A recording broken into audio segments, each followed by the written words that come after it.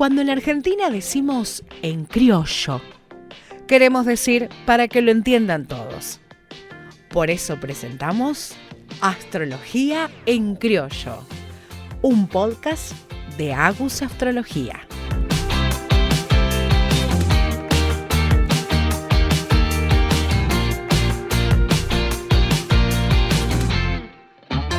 Hello, welcome everyone to Astrología en Criollo. This is like kind of my baby podcast where I can expand my radio producer and using astrology at the same time.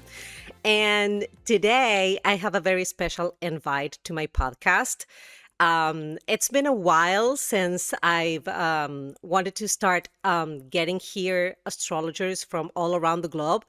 And I got the courage myself to invite one of my favorite astrologers, that it's Patrick Watson. Hello, Patrick. Very nice to meet you and very nice for you to be able to join me in Astrología en Criollo.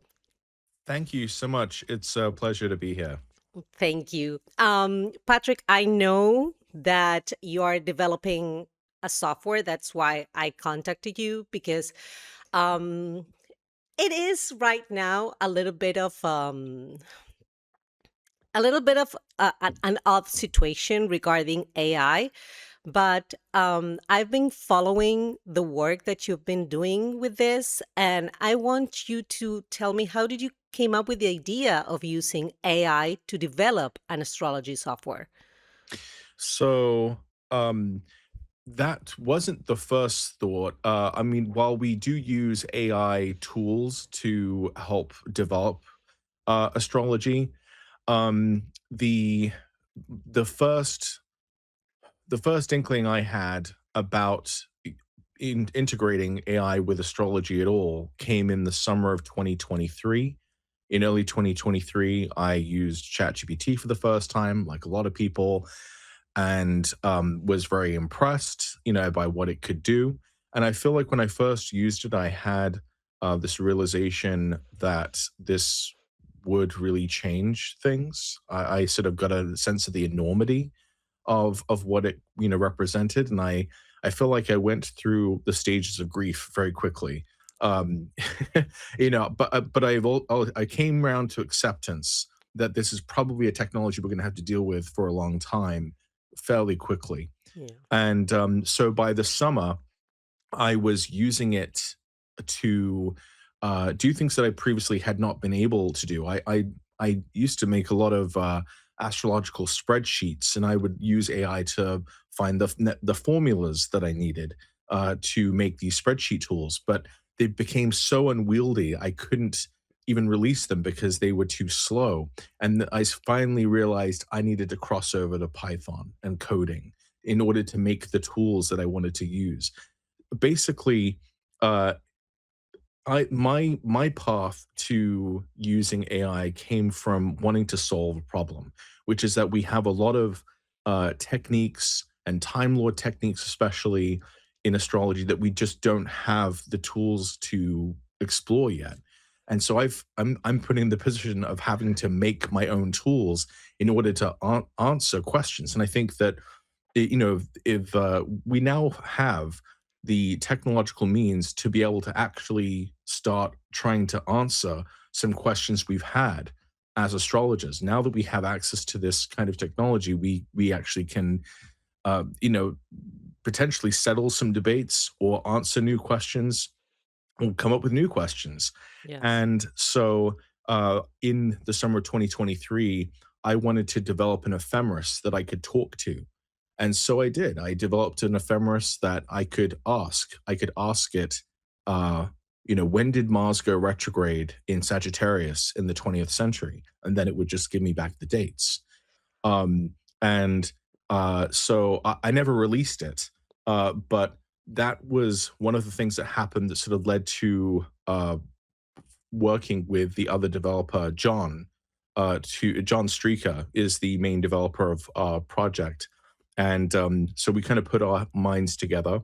We'd been in contact since 2021, and we sort of realized that there was a need for new tools and that the technology existed to make this. He has background in coding and so he doesn't need to use AI to do what he does.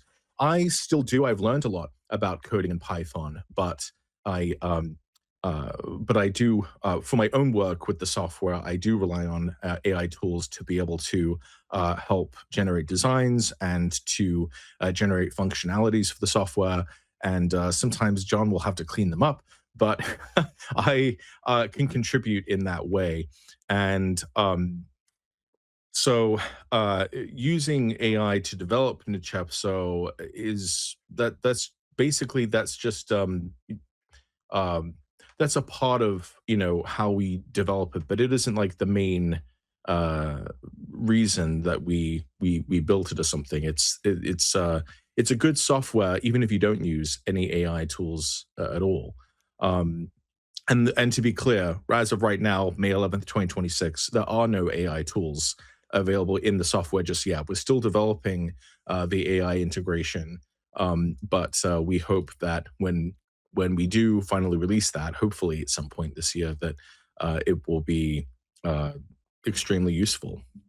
Yes, you blow my mind because I've used the well, all astrologers use the ephemeris book, and we travel through it all the time, like for progressions or for transits. I use it like in most of my practices when I have to see the transits ahead, and having that tool to ask when was a planet retrograde or when was this synodic and everything, it's like it's amazing because it shortcuts the looking, it shortcuts Right. the research. Right. My mentor Nick Digenbest, he's known as the human ephemeris because he has so much of these sort of cycles memorized, and that's what I kind of learned that from him as well. So I still think that that is very useful to have a working familiarity with planetary cycles, such that when someone is telling you about dates in their life, you're able to kind of automatically make sort of connections. I remember once my realtor was going through a terrible breakup at the time, when we were selling our house, and she was mentioning how she had left her husband 8 years ago, and that their marriage lasted 8 years. And I was able to piece together with just knowing, like, oh, the 8 year period, that's the Venus synodic cycle. And so I kind of took her through it, and she had never put those connections before. Meanwhile, remember, she's my realtor, right? This is not someone I'm doing a reading for, but she's just telling me kind of, in a sort of offhanded, casual way, about this 8 year pattern in her life. So that kind of blew her mind. And now she's aware that her life is like unfolded according to this plan, as it were, of Venus. And so I think, yeah, knowing the ephemeris is something that I think all astrologers can kind of benefit from, like knowing certain planetary cycles that can sort of help orient you in time. But naturally, the benefit with AI is that not only can it look up events in the ephemeris, but it can also cross-reference that with any data set you can think of. And even right now, you could give, say, a list of eclipse dates to AI, and then you could ask it to find historical events associated with the dates of those eclipses. So to me, the primary benefit of using AI with astrology is astrological research. Um, with interpretations, that's a little tricky. It sort of depends. It can be good. Sometimes it's not bad. There's a few things that it doesn't quite know how to do. But with research, with being able to sort of cross-reference historical data with planetary data, I think that is, yeah, it can do it better than any person ever could. It can do it better than a whole team, of astrologers. Like it's so that's what humbles me, with this technology. It just has that ability to have a bigger, broader view than anyone could hope to have. Yes, I I totally relate with that idea with someone tells you a story and then you go like backwards and try to figure out the dates and try to figure out the cycles. I remember Yeah.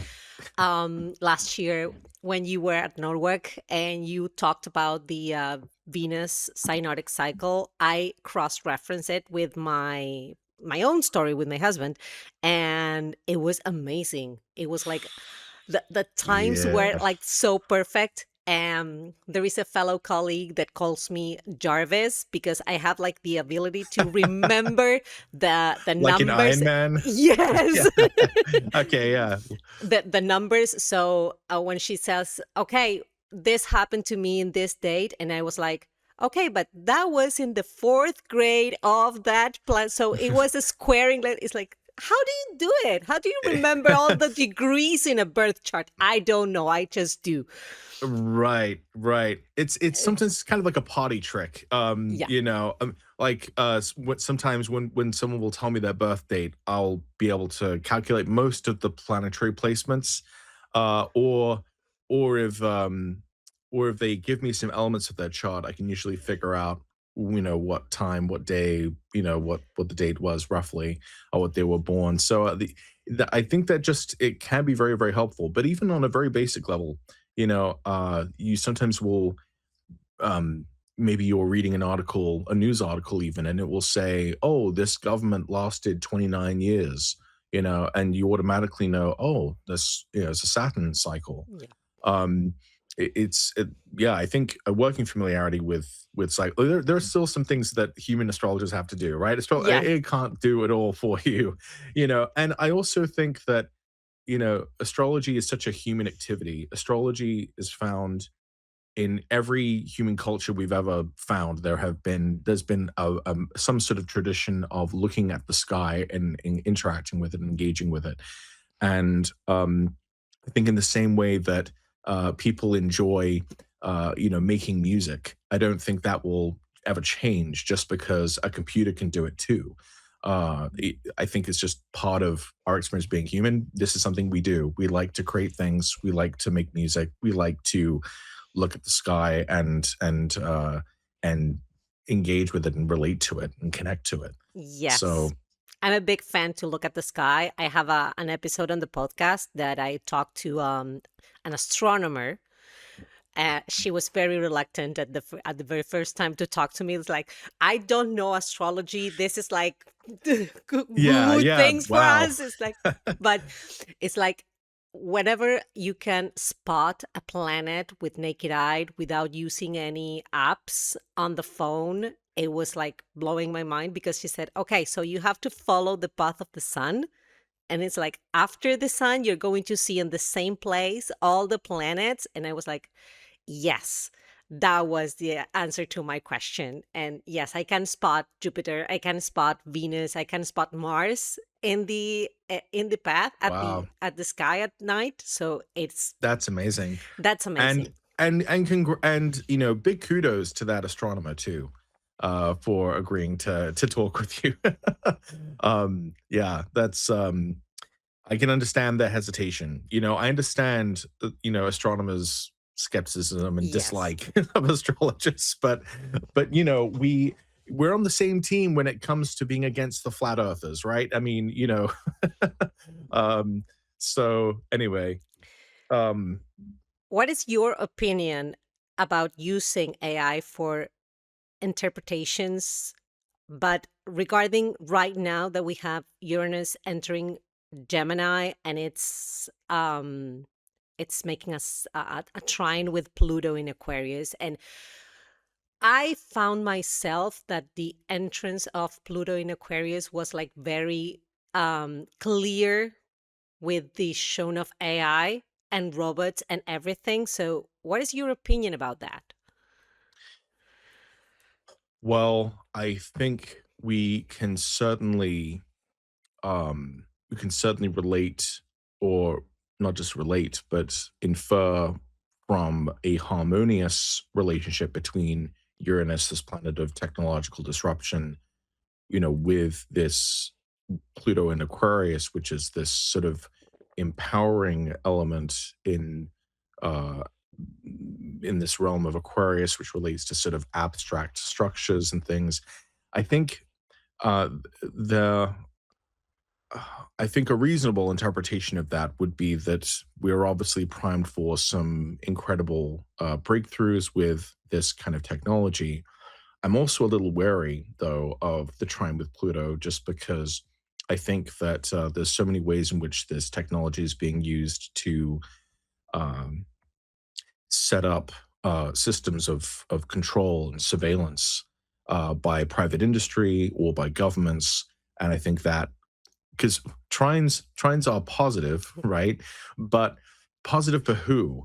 And if it's positive for Pluto, then I'm not so sure that's necessarily good. Like the technology is incredible, but what it's used for then, ends up being sort of really important. And so I think that on an individual level, I think that this will likely transform the internet. Right now, we have our own websites, which are our portals to our content, to our profiles, to our businesses, or what have you.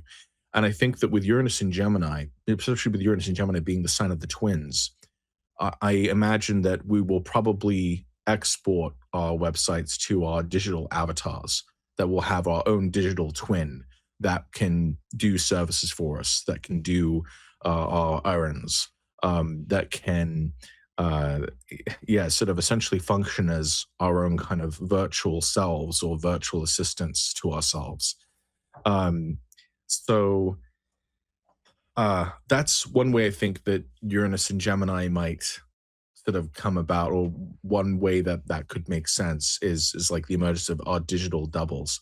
The other thing that I think of with Uranus and Gemini is because Gemini is the environment of Mercury, which is the messenger planet, the planet of language and communication. I tend to think of then Gemini as like the essentially media, the town square where communication takes place. And so I think it's quite interesting that um that when Mars went retrograde in Gemini in late 2022 into early 2023, that was when Elon Musk took over Twitter, and that kind of destroyed in some ways the sort of Gemini landscape of social media.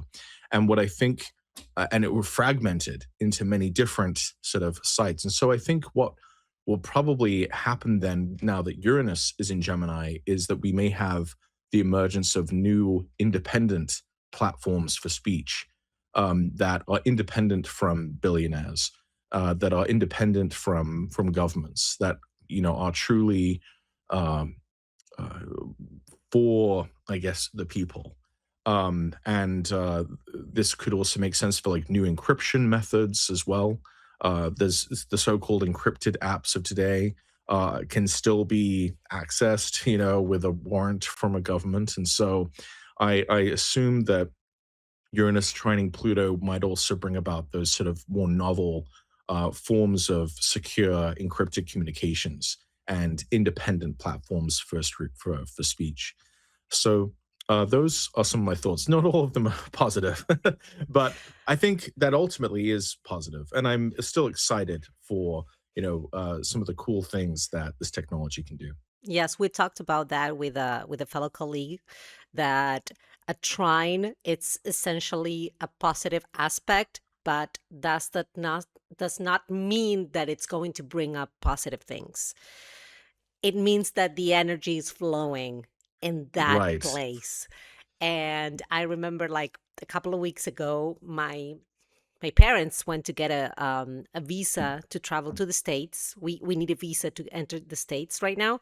So they went to get a visa, and the person that was interviewing them asked, "Okay, so your grandchildren already have a visa, right?" And my parents were like, "Yes." Like, how do you get that information? And it's like, Mhm. right now information, it's free, it's open. And I believe that this aspect will bring like more fluid types of information, like learning a language or learning new things with high speed. Like everything, it's going to be accelerated right now.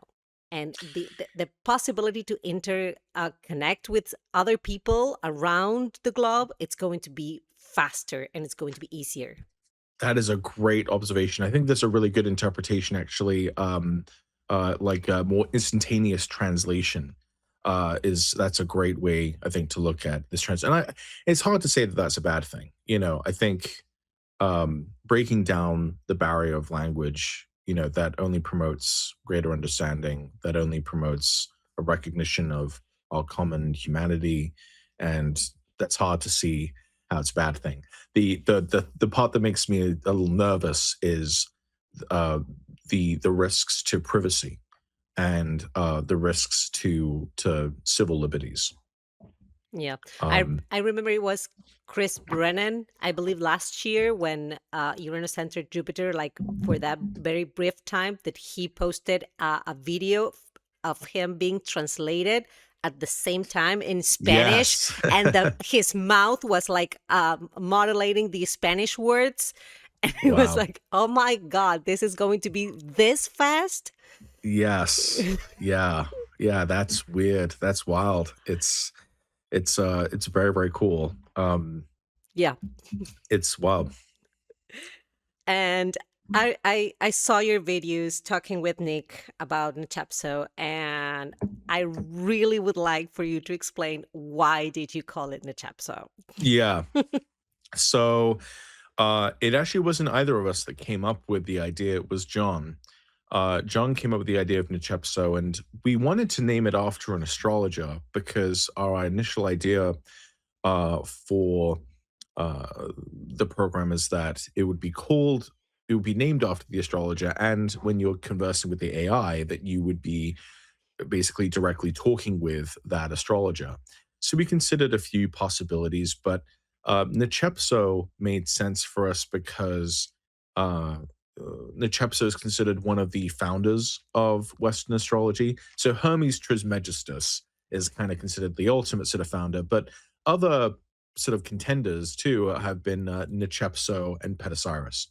And we kind of liked the name Nechepso because it's very unique. Nechepso was an Egyptian pharaoh who was also an astrologer. And so we liked the opportunity that it would give us to have some sort of Egyptian iconography with the software. We thought that would be sort of unique. The whole idea of calling it an ancient astrologer is sort of tipping the cap, as it were, to the ancient tradition of astrology, and certainly for all of us who like a lot of Hellenistic astrology, that's a fusion of Mesopotamian and Egyptian and Greek thought, all sort of fusing together. And so we thought, yeah, we thought Nechepso kind of just sounded cool too. It's a very unique name. So that was honestly why. There were a few things sort of behind it, but that was ultimately it. Yes, it's amazing. Like to talk to some like being able like to talk to an astrologer that will bring you that information. Do you Right. remember what was the aspect that captured the most of your attention, your deepest interest during the development of Nechepso? Yeah. Um, well, one, just learning so much about Python and code and what it can really do, that was mind blowing for me because I now wish that I had been studying this years earlier. If I'd been studying this years earlier, I would have already developed a software, I would have already come out with more things like this. I think I would have really um, gone into that more and been able to develop tools that would have answered some of these questions, sooner that I've had. For example, one of the things I really wanted to do with software is I really wanted to be able to efficiently calculate the exact times where a planet appears independently from the glare of the sun. Because traditionally, you use this 15-degree rule. When a planet is 15 degrees away from the sun, we consider that to be under the beams. And astronomically, it's a bit more complicated than that. 15 degrees is at best inaccurate. In other cases, it can just be, it doesn't make sense to use that sort of definition. And especially for Mercury, it can really change. Mercury sometimes might not appear at all, and other times it will make its appearance when it's much closer to the sun than you'd think. Similarly, with Venus, there are certain instances in which Venus can still be visible even when it's conjunct the sun. That can happen when its latitude is high. So anyway, I wanted to be able to investigate this with more uh, with a tool that would give us this information. And so I uh, I was able to develop that tool, and actually I'll be presenting at Norwalk some of my preliminary findings with this tool, because the mind blowing thing about looking at the times that a planet makes its appearance from the sun is that uh, it's supposed to be I mean, this goes back to the earliest traditions of astrology. Like, when is a planet visible? It's a very basic sort of question. But what's interesting about it to me is that it doesn't happen at the same time in every place, which implies that there is a location specific quality to planetary emergences. And so there may be certain places where a planet's emergence is more significant. And it might explain why there are certain places that seem to get hit by certain transits more than say anywhere else. So for me, that was one of the things I really really wanted to build, and it now exists in the program. You can now research this yourself, and there are the programs that have done this in the past. There is this program Placidus by Rumen Kolev. He did the work of making sort of astronomical observations of heliacal risings in order to refine those calculations, because it's a very complicated thing. So, my work rests on his work, and I want to give the credit where it's due, with respect to that. But I have been able to make it so that it's a lot easier to use, and so that you don't have to uh, do the guesswork around determining an atmospheric co-extinction efficient value for every location on Earth and for every part of the year. So that the thing that has just blown the aspect of it that I found the most interesting so far is just learning what you can do with code. And pretty much anything you really think of can be done with code. So that was mind blowing, but also being able to actually get some real insight into when planets actually become visible in a given location has led to some really eerie and amazing, I think, astrological discoveries that I think will be influential from here on out.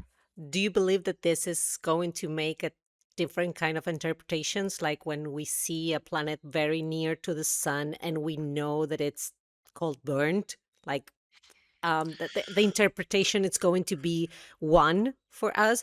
But do you think that this discovery may like give another type of interpretation when a planet is close or not, or is visible or not after being near the sun? I'm certain that there are like interpretive distinctions you could apply to this. It does make the whole combustion under the beams schema a little trickier to apply. But the main way that I've been able to make sense of it, and I think the thing that has been most impressive so far, is almost in a sort of mundane context, knowing that a planet became visible in a certain place more so than others. Just as an example, it's interesting that we're talking about AI. When you look at the day that Mercury rose out of the beams in San Francisco in late 2016, it happens to be the exact day that OpenAI was created. The exact day. Um, and then when you look at the day that Mercury rose out of the beams in 2022 it is the exact day that ChatGPT was released. Um, and it's part of the same Mercury cycle. It's the same type of appearance that Mercury was making. So you have the emergence of OpenAI in San Francisco at Mercury's heliacal rising, and then ChatGPT in almost the exact same way with the same appearance. And it's not like one day off. It is the very day, which and it really would change. It would change based on the latitude. It's on a different day if you go on a different location. So it only matches up in the place where it actually came from. And really, the emergence of AI isn't. I don't know that it's just Pluto and Aquarius. Something that is really unusual about that particular Mercury heliacal appearance that occurred in 2022 is that it occurred just after a Sun Mercury conjunction at Mercury's heliocentric node. So, in other words, the Sun Mercury conjunction immediately preceding the heliacal rising that occurred in San Francisco, giving us ChatGPT, was actually an exact Mercury Sun Earth alignment where the latitude of Mercury was almost exactly the same as the sun's, like an eclipse, Yeah. like an occultation of Mercury essentially by the sun. So it's a much more precise Mercury alignment than you typically get. You only get those at when you only have those occur if you have a Sun Mercury alignment that occur around like the late degrees for Taurus and Scorpio, because that's the heliocentric nodal axis of Mercury. So you had essentially, for anyone who knew of this, they would be able to have told that there is something very, very special happening with Mercury in November 2022, and that whenever Mercury appears out of the beams from that conjunction, that should be something that is a truly remarkable mercurial sort of development. And what do we get? Well, ChatGPT, a talking LLM that you can, chat with and appears to sort of have the kind of, simulation of intelligence. When I've looked at other Mercury alignments like this, there was another very similar one with the development of WordPress. So when Mercury rose out of the beams, then we got WordPress. Well, of course, that's the most used blogging platform in the Yeah. world. So it seems like we get these. So when Mercury makes these like eclipse type alignments with the sun, we tend to get like these extremely significant like mercurial things, like not your average No. Mercury transits. These are like real, earth shaking ones. So to me, it's really eerie, that the exact day, that ChatGPT is released is Mercury's heliacal rising in San Francisco. So it ties the planetary event to the location that it pertains to. Um, I, I don't. There's more than that. There's a lot more than that, but that's like one example that I think is just so, crazy.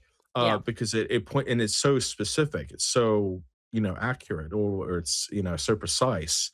It makes me think. Okay, we know that the ancient sky watchers, we know the Mesopotamians, they were paying attention to this, and I think that every place should probably be paying attention to like when planets do or don't appear in that location, because that point of emergence is really when that planet makes itself known in some ways. It's when it moves from a hidden process, because the exact conjunction must have been when they were like finalizing things with ChatGPT, but the actual public debut occurs as Mercury is actually first independently visible from the sun.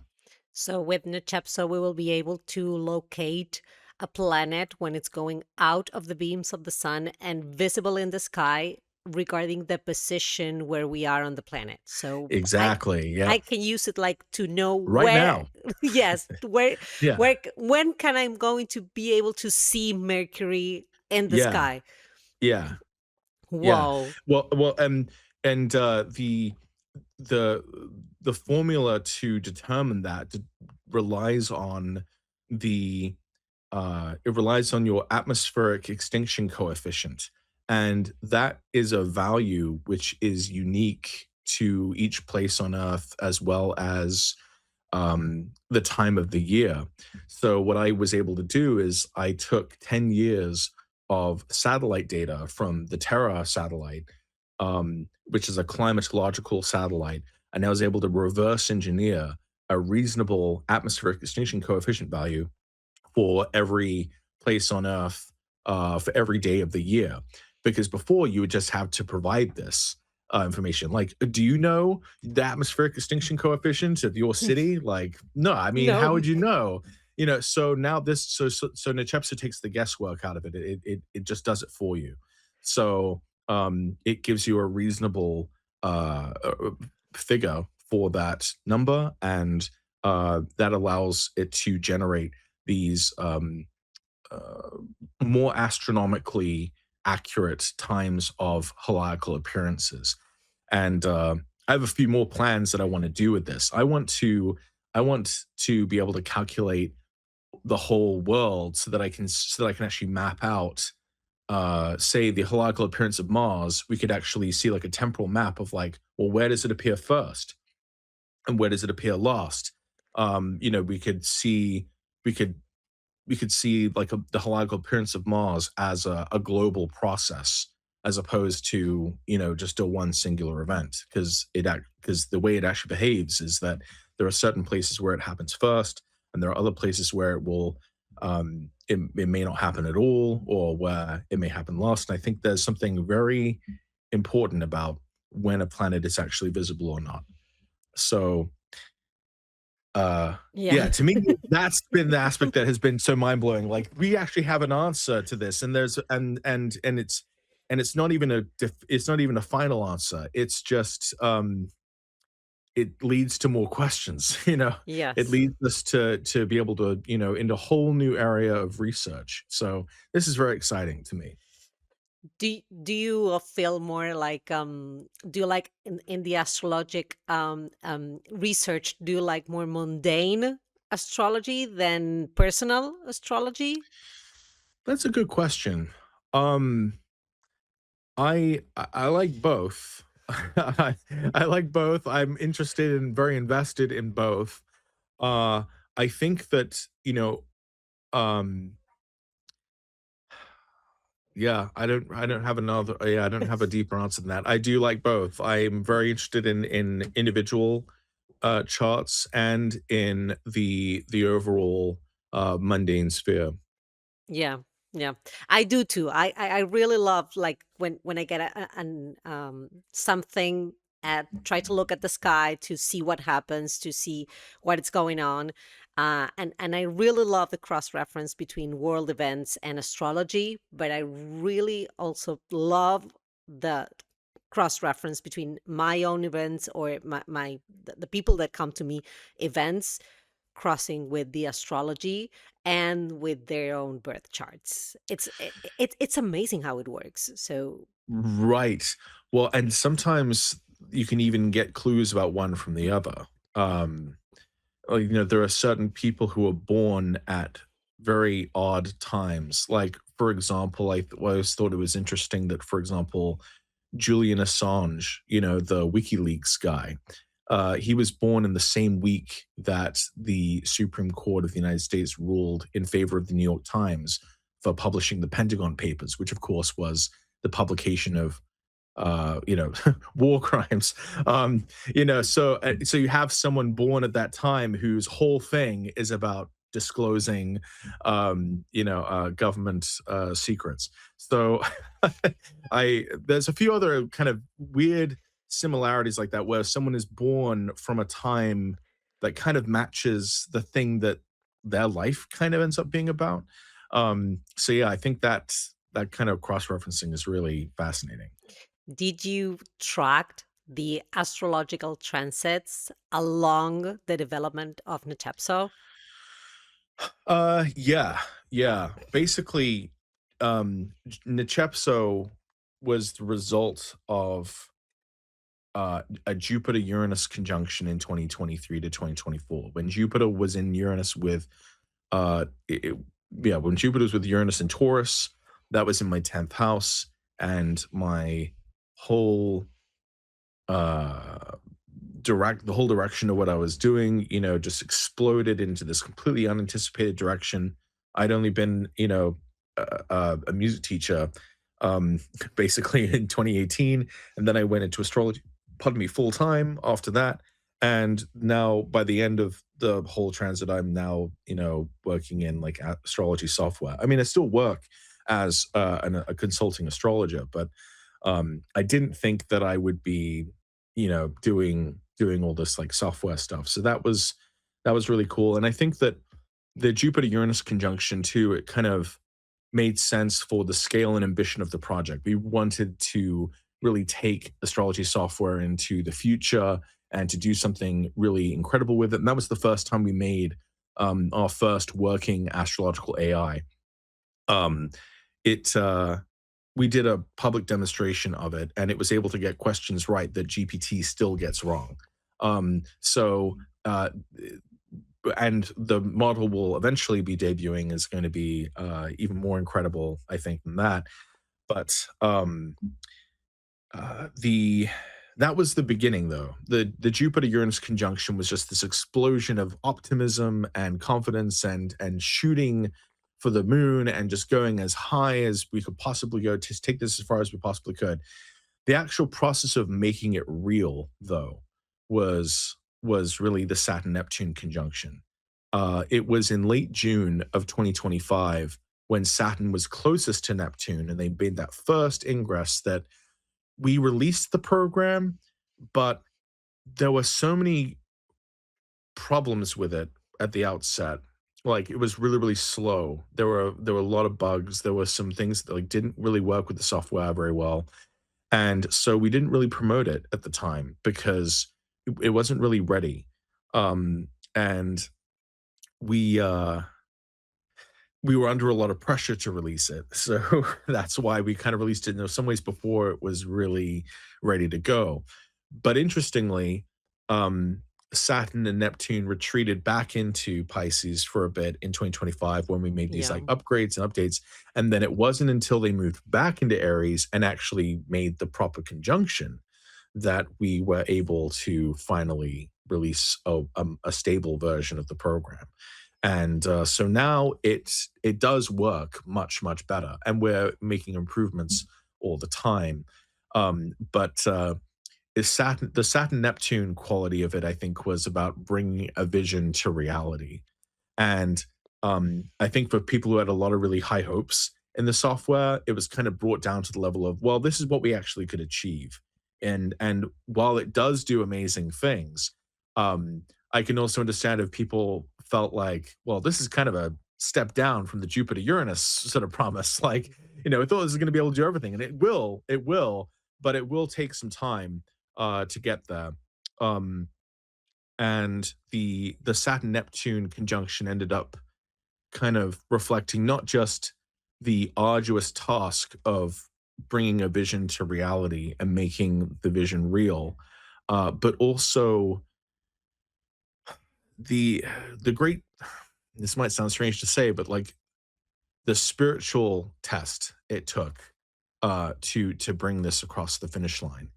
Um, the uh, the personal investment that went into the development of this project and the personal cost of pursuing this software in our personal lives and on ourselves was extreme. The amount of pressure and um, struggles in our lives definitely, you know, uh, it cost a lot to bring this. It cost it's in everything. There's been significant consequences, in our lives because we have tried to do this. And so it felt like, releasing it at the Saturn Neptune conjunction, it was like finally reaching kind of the end of this trial. And while it's still sort of ongoing, with Saturn Neptune still in the signs together, it it was very much a kind of um yeah, the we definitely felt the sort of heaviness Yeah. of the weight of this journey we'd been on for 2 years trying to make this real, and it finally was real. But man, it it was difficult. Um, you said that Jupiter Uranus conjunction was in Taurus and your 10th house. So right now Yeah, that Uranus is moving to Gemini, it's your yeah, 11th. So yeah. it's the community, the public, the so Well, probably. so well, it's really funny because I haven't really been able to go to astrology conferences over the past several years. Like, I haven't really last year at Norwalk, that was my first year ever going to a Norwalk. I'd been invited, to go so many times in the previous decade, and I wasn't able to go because of my day job, as a teacher. I wasn't able to do it. And so, my first Norwalk was with Jupiter in Gemini, and now Uranus is in Gemini, and I've been receiving a lot of offers to speak at places, and I'm finding, well, I'm probably going to have to be networking a bit. I've just lived in a hole so long.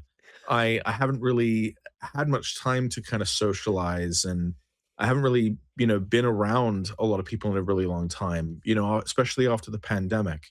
I took that very, very seriously, and we really isolated. And so that was one of the first times I'd really done anything, outside of my house in a long time. So Uranus and Gemini for me so far in the 11th has been kind of this mind-blowing explosion of opportunities for social interaction that feels strangely new, just because it's been so long.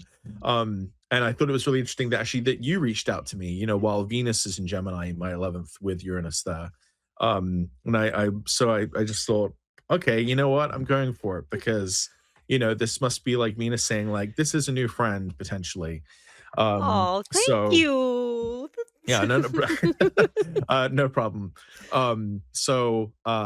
Well, Venus is my Time Lord too, so I was like, okay, Venus going through the 11th house, there should be opportunities for friendship somehow, and so Well, yeah, that's how I'm Mercury experiencing it. Mercury is my time lord this Oh, year. okay. And in my solar return chart, it was retrograde in Pisces, but it was conjoined Venus and in trine with Jupiter in Cancer. Oh, So nice. yes, on the first house.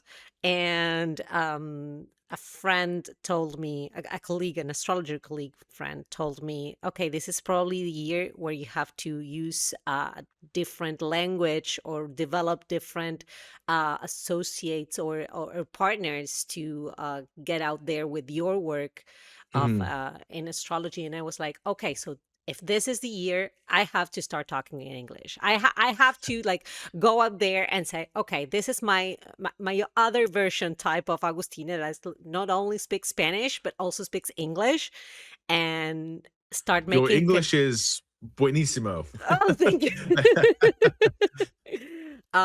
Yes, that's my mom's journey. But yes, so I decided to start doing these connections and got the courage to well, write to you. I also wrote to Catherine. She told me that after summer she's going to be able to make conversation. And also another astrologer that lives in Paris and does astrocartography, Helena Goods. uh No, no way. Wait, yes, wait, wait. This is strange. Wait. So first of all, which Catherine are you talking about? Catherine Urban. Catherine Urban. Oh my god. Yes. Okay, so I was just like literally just texting with her just a little earlier, and then Helena Woods reached out to me for an interview just after you reached out to me, and I was like, okay, two people. I was like Venus and Gemini. Two people reached out to me for interviews. I'm like, okay, I'm taking this as a sign. So I'm meeting with her as well. Truth be Uh, told, I talked to her. I talked to Helena on Friday, and I said I told her that very same story and said, okay, I Mhm. reached out to Patrick Watson. And she said, no way. No way. Oh I'm my going. God. I didn't have the courage to write to him and say, go ahead and do it. He's fine. He's super nice. So Oh, yes. oh my So gosh, that is yes. so funny. Yes. Wow. Wow, small S- world. Small Uh, world. And yeah. I believe that this year I wanted to expand myself and Mhm. speaking English, because there are a lot of people that I would love to talk. And if it's my chance, not only talk to you about Nechepso, but talk to you about zodiacal releasing and Mhm. your Sure. birth chart rectification, because but that's for another show. That's for Sure. another, because Yeah, it's like well, I'm happy to come back whenever.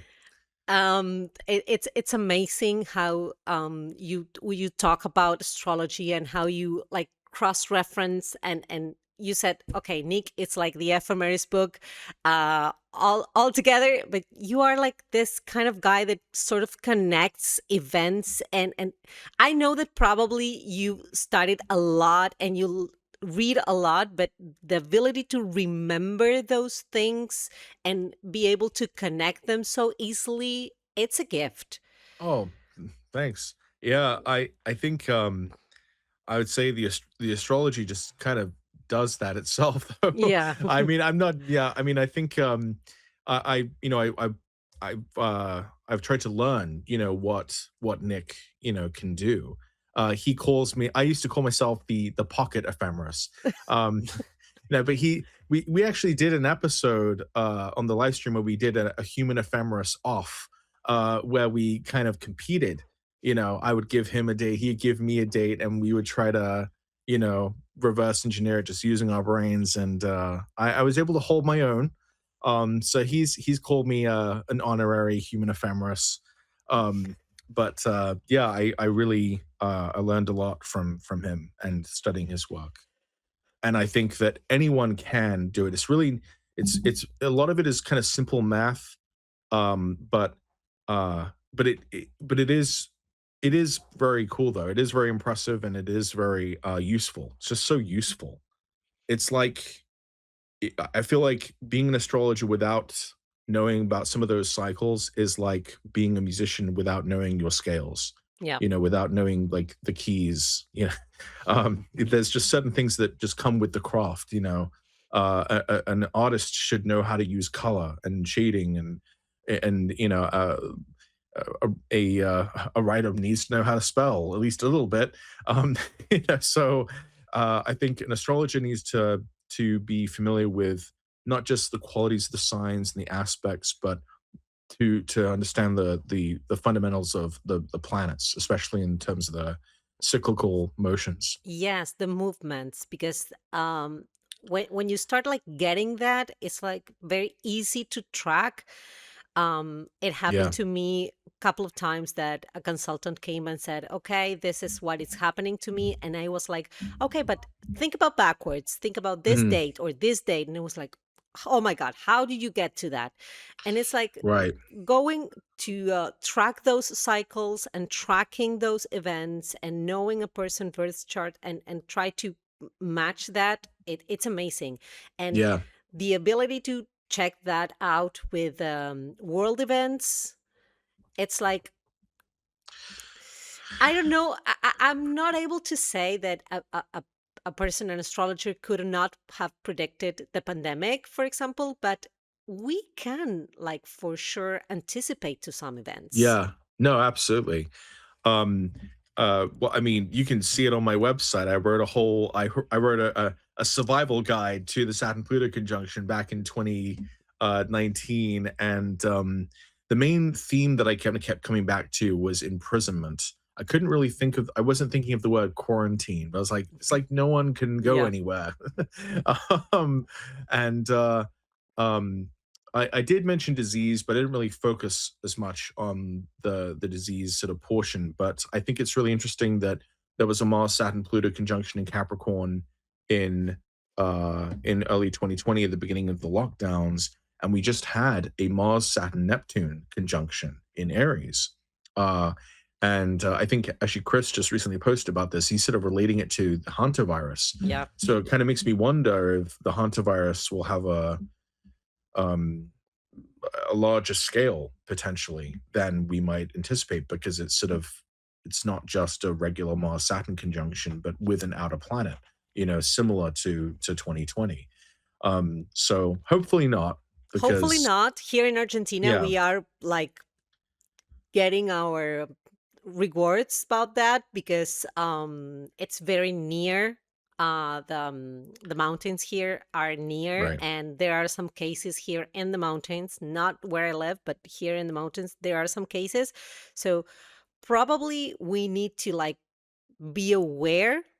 Yeah, I don't know if it's going to be that big like the pandemic, yeah, right, but right. it's a spread, and Yeah, there are some diseases that are coming back, like okay, the coronavirus and right. everything. There are some diseases that are coming back, and I'm hoping that this kind of indicators mean that we need to be more careful about ourselves Hmm. and be more self acquainted about our health and Right.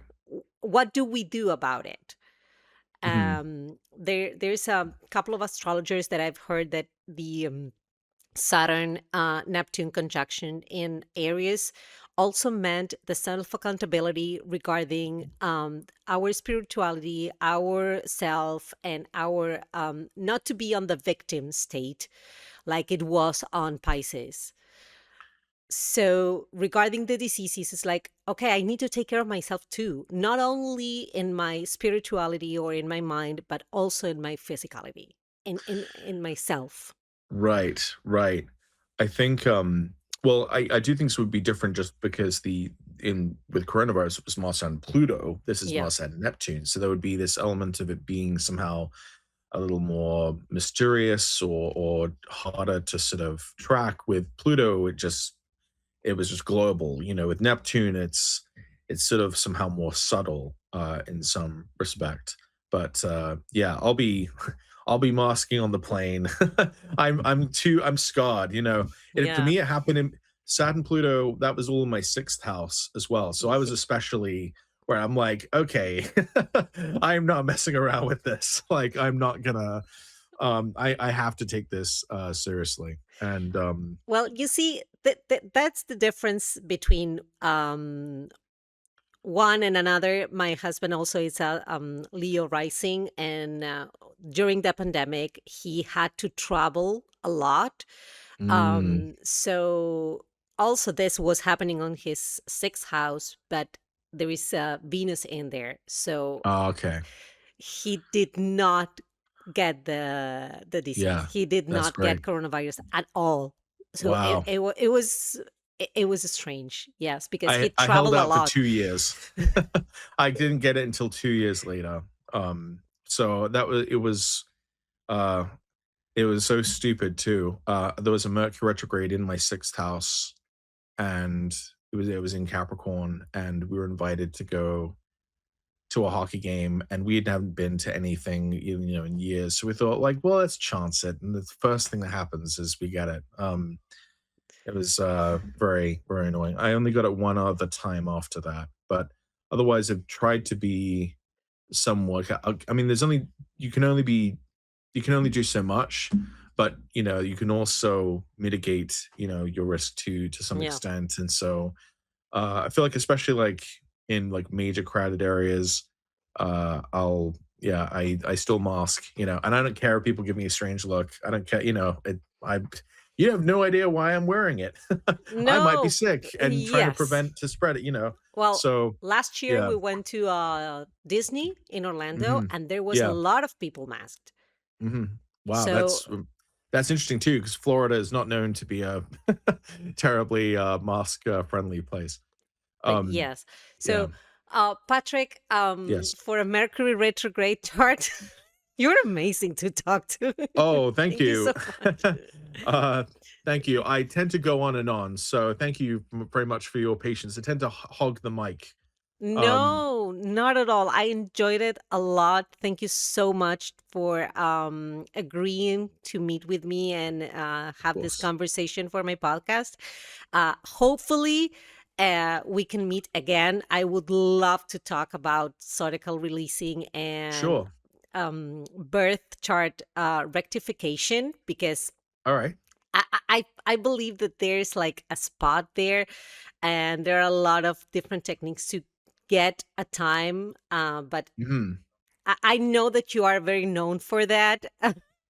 Yeah, So I hadn't really planned to be known for that, but yeah, it seems like yeah, quite a few people have recommended me for that. I mean, I try to do my best with that. I can't say that I have like 100%, correct track record or something. That there's only a certain number of cases that I actually get validation on those, but I have had some amazing successes with it as well.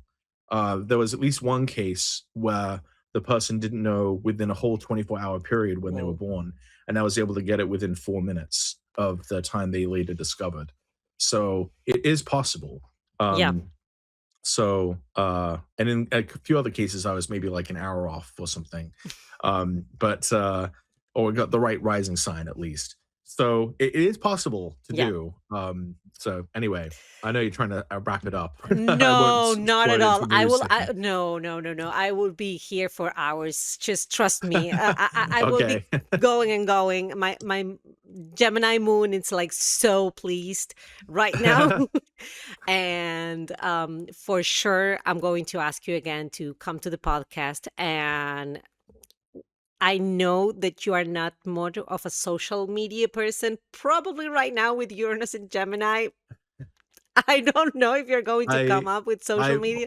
yeah, I will be having to get back into social media. I used to be really heavy into social media, but I kind of took a hiatus with the software. I haven't really done too much up there, but I am available on social media. You can find me. I'm usually at P Watson Astro in most places online.